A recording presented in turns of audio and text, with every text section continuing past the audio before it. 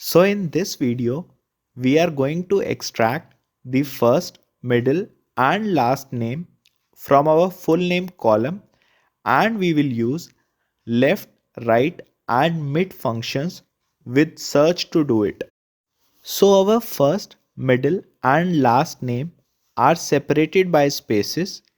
If we want to extract the first name, we have to display all the characters that come before the first space. If we want to display our last name, we have to display all the characters that come after the second space. And for the middle name, we want to display all characters that come between the two spaces. So if we identify the position of these spaces, our job will become really easy. Let's start with finding the position of first space. We can do this using the search function. We will write search. We want to find space, so that will be our first parameter.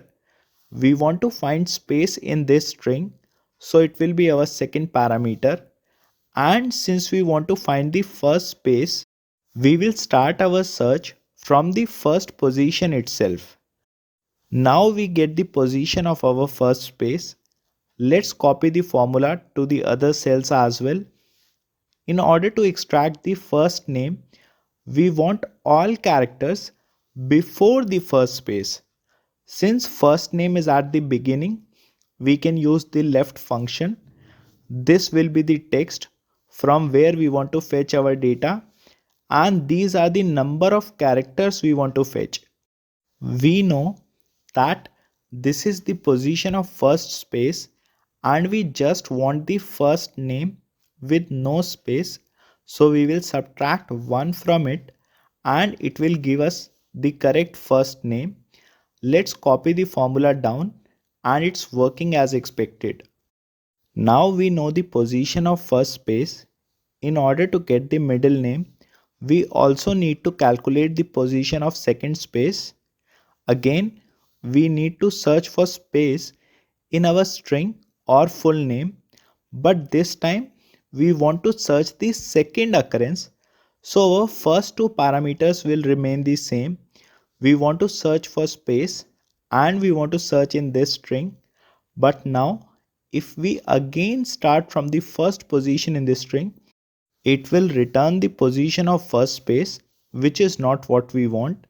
Ideally, we should be starting after the position of our first space.